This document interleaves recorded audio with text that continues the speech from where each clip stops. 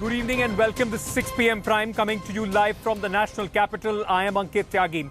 The focus today is on Maharashtra because once again, ladies and gentlemen, Maharashtra is contributing a significant amount of cases of COVID-19 in the country. I just want your focus for a moment on this graphic that we are putting out on your screens right now, which gives you a sense of how the daily cases in Maharashtra are rising. So the curve, which was falling all across the country, suddenly seems to be on an upswing in Maharashtra once again. Just take a look. This is from 25th February to March 3rd. 25th February, the Maharashtra, in fact, 8,702 cases were reported. And since then, it has been more or less barring a dip, in fact, on 1st and 2nd March. Then take a look at how the cases have gone up on March 3rd, with 9,855 cases being reported from the state of Maharashtra. Major contribution in the overall tally of the country. Meanwhile, Mumbai, once again, the cases have gone up. There was a dip from February 25th. Constantly the cases were coming down. Once again now, on March 3rd, the cases which have been reported from Mumbai are now standing at 1,121 cases. So, at least at this point of time, worry as far as Maharashtra is concerned. Now, as the situation in Maharashtra remains worrisome, ladies and gentlemen, the state overall has reported just short of 10,000 cases on Wednesday, with 42 people also being reported dead because of the COVID-19 virus. Now, why is there such an upswing as far as the cases are concerned? The fatality rate in Maharashtra now at 2.40%. Meanwhile, the active number of cases have crossed 82,000. Mumbai alone reported 1,121 cases with 6 deaths on Wednesday, making a big jump from the cases reported on Tuesday, while Pune reported 8,857 new cases. BMC has said that various social gatherings have been contributing to the rising number of cases, and educated people in high rises are now not abiding by the rules while taking the situation lightly. Number of positive patients increasing day by day in Pune city. Yeah, positive cases are increasing because we increase our testing like anything. From last 7 days we did around 10,000 testing per day, and this is the main reason. Positivity ratio is very low. It's around 7 to 8%. Even though there is big number of active cases, but still hospitalization cases are very low. And now we go ahead with micro containment zone, in which if 5 cases are there in one building and 20 cases are there in one society, then we go ahead and seal this building. In this way, we are going to contain that active cases and positive cases in that same building only, and we try to do it as early as possible. Do you agree that last 7 days, Pune city is experiencing almost 750 plus positive cases?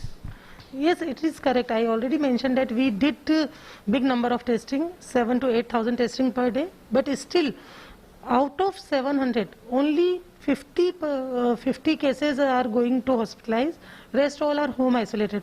So that gravity of the virus is going down. It's not like previous one. And how much is the vaccination helping? Right now, we did vaccine for healthcare worker, frontline worker. Now from 1st March onwards, we start for 60 plus and 45 plus with comorbid citizens. And it will take some time to work for citizens at least. By that time, we have to wear mask, and we have to go ahead with self-distancing and sanitizer and anything we have to use now. I'm just going across to my colleagues Pankaj Kelkar, who is joining us from Pune. Pankaj Upadhyay is in Mumbai, to try and understand what are the reasons being attributed to this rise and what is the government doing now. Pankaj Upadhyay, coming to you first in Mumbai now, a big city like Mumbai. Once again, the cases have been on the rise, more than 1,000 cases being reported there. Why is it that the government has not been able to successfully contain the number of cases as we have seen all across the country? Well, Ankit, the fact remains numbers are rising in the financial capital, and medical experts say that this trend is very disturbing. And they say there is no one single reason for the rise in cases. There are multiple reasons. Initially, it was being said that perhaps the resumption of the services and local trains for the general public was the prime reason.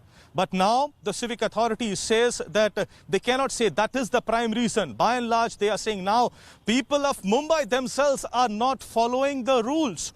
Who would have thought a day would come, Ankit, when FIRs would have to be registered against COVID positive patients? But that's how the ground reality is. At least 3 people have been registered. Offences have been registered against 3 COVID positive patients because they were flouting the rules. Instead of abiding by the rule of staying in home quarantine, they were outside roaming free. And BMC says that this is the trend that they are noticing among educated people. So this is a very worrying factor. Secondly, they are saying various wedding ceremonies in the city. Disturbing. And the numbers attending such functions are not going down. People are still not abiding by. And these are some of the prime reasons. And the satellite town of Navi Mumbai, the police so the government now once again will have to, Pankaj, come down hard as far as these violations are concerned, because the fact remains that, people themselves are now responsible. The callousness, the callous attitude is once again contributing to a large number of cases. Pankaj Kelkar, now Pune is also emerging as a big worry, not only in Maharashtra but across the country as well. We heard that interaction you had with one of the officials there. What is it, that the government thinks are the reason? What are the reasons that cases are rising in the city of Pune? See, Ankit, over here at Pune Municipal Corporation, the additional commissioner, when we had word with her, she said that the rules that are being flouted by the people is one of the main reasons that the numbers are increasing. Number 2, the number of testing that is happening in Pune city. More than 8,000 swabs are being collected on daily basis, and that is one of the reasons that the cases are increasing. But the good part, what the additional municipal commissioner had to say was almost more than 50% of these patients are at home quarantine. Only a few of them are there in the hospital. But the worrying factor is Pune is once again becoming the hotspot of the country, and that is the thing that the government has to look in. One more thing I would like to make a point if you have some time. Absolutely, because Pankaj, very quickly, 10 seconds, go ahead, quickly. 5 minutes back, while we were interviewing some of the experts, they said that antibodies that are being there or forming in the people's body, they will last for 5 months, and that will end by the end of 15th of February. So that date has passed, and that might be one of the reasons which was predicted or hinted by one of the experts. So basically the cycle of infection, of reinfection is also a worry that people and experts in Pune are in fact looking very closely at. Thank you so much, Pankaj Kelkar, Pankaj Upadhyay, for joining me with all the latest coming in from Mumbai and Pune. Ladies and gentlemen, there is nothing in India which is untouched as far as politics is concerned. COVID politics, right from the time the pandemic in fact came into being, has been a very, very hot topic, especially for the oppositions to hit out at the governments at the central level and also in various states. Same is happening in Maharashtra. BJP today staged a protest in Vidhan Sabha against the Aghadi government over alleged irregularities and corruption in creating COVID infrastructure in the state. Opposition claims that during the COVID pandemic, state government allotted tenders to contractors in creating COVID infrastructure without proper procedure. BJP further alleged that the government would have managed the COVID situation properly, the state wouldn't have witnessed such a sharp rise.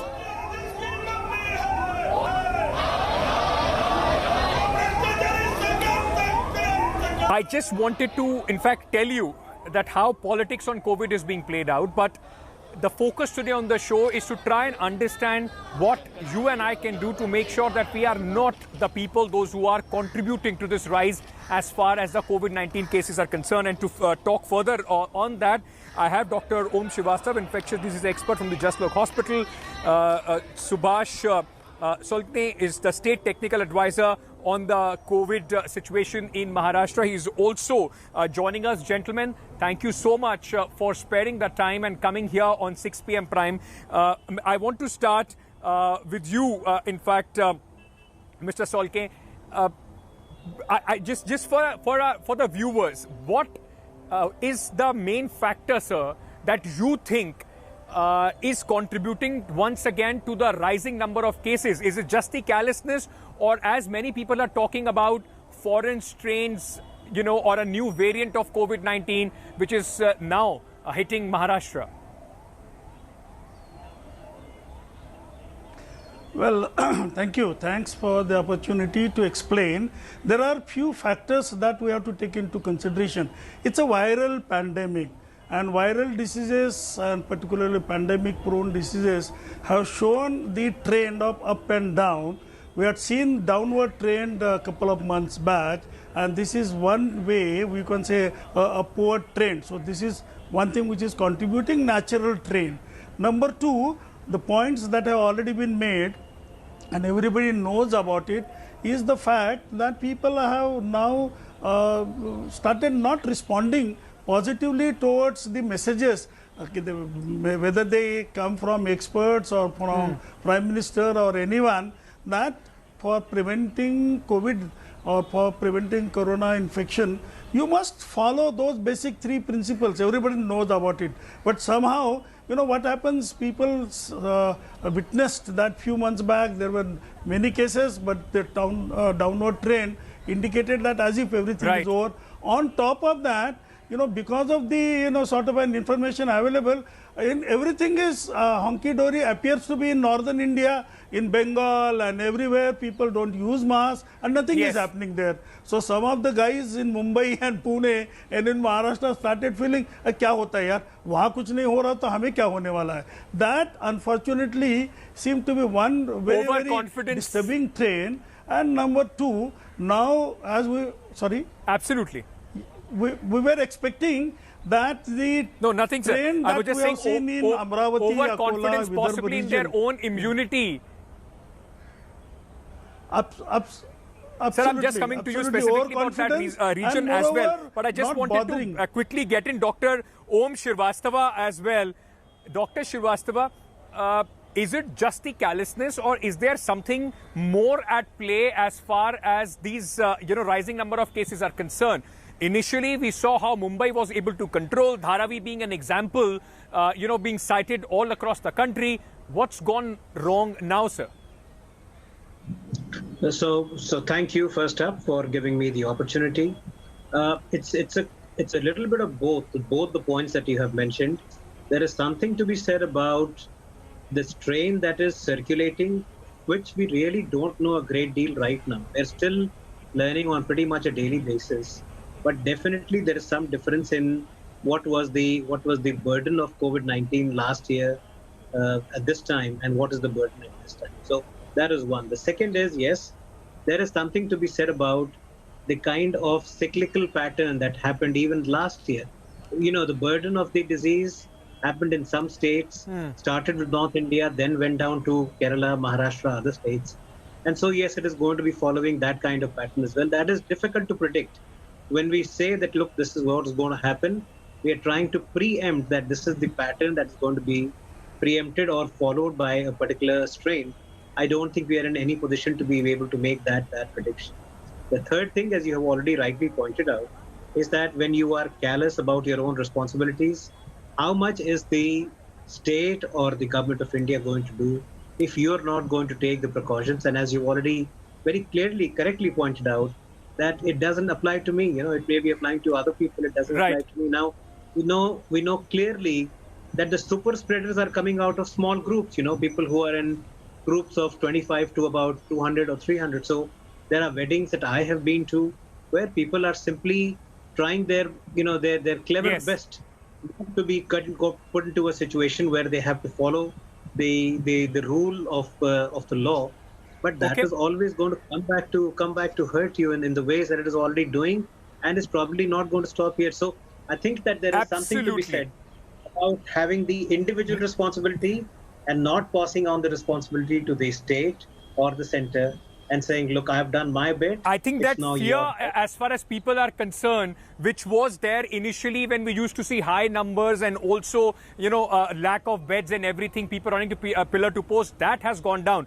But Subhash ji, I just want to understand from you, sir. You were speaking about Vidarbha, Amravati region. What is wrong in that area? Because that is also a case of worry as far as the government of Maharashtra is concerned. Why is there a sudden spike there, sir? Yeah, I think the reasons which have been quoted earlier are absolutely right, and that is there were super spreading events. People were absolutely not bothered about anything as far as prevention part is concerned, and the fact remains that these it started actually from Nagpur, and it went on spreading from Amravati, Akola up to Aurangabad, and now it is everywhere in Maharashtra, Nasik, Jalgaon, Pune, Mumbai, everywhere. And I am afraid if we do not very actively contain it here with the strategies which are known, we don't have to reinvent the wheel. Everything is known, administration knows about it, it is trying its best. For example, in Amravati and Akola, there are curfews, there are restrictions, etc., etc. Rest of the Maharashtra people, whether it is Mumbai or Pune, if they do not follow the basic principles, then unfortunately, the same principles which we have adopted in Amravati and Akola will have to be adopted. That means the reasons are known. People did not bother. There were super spreading events like marriages, and then also some people we have seen in the home when there is a home quarantine. Okay. And this time it was a very peculiar situation. That entire family is affected, and people were roaming out, and they were actually supposed to be home isolated, but nobody followed those basic restrictions of non-movement, and that seemed to be now a situation even in Pune. So largely the responsibility is back on our shoulders, ladies and gentlemen. We can't be careless at this moment. The war is on COVID-19 is yet not over. It's just the beginning. But Dr. Srivastava, just in conclusion, sir, what would be your advice to the people and to the government? Is it also time for some strict measures to come in once again to set in an example to make sure that the situation doesn't go out of hand completely? So see, if we are not careful, absolutely, then this micro containment.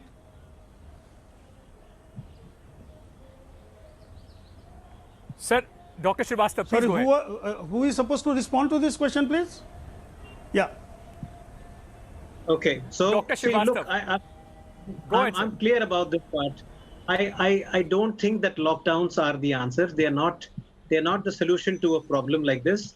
A lockdown essentially is meant to only give you the time to prepare for a public health resource optimization rather than limiting the disease. So I don't think that the lockdown is the answer. Unfortunately, if we are not able to discipline ourselves and we are not able to induct in our way of life the kind of discipline required, so that it would be unfortunate that for the misadventures of 5% people, the remaining 95% people have to pay a price.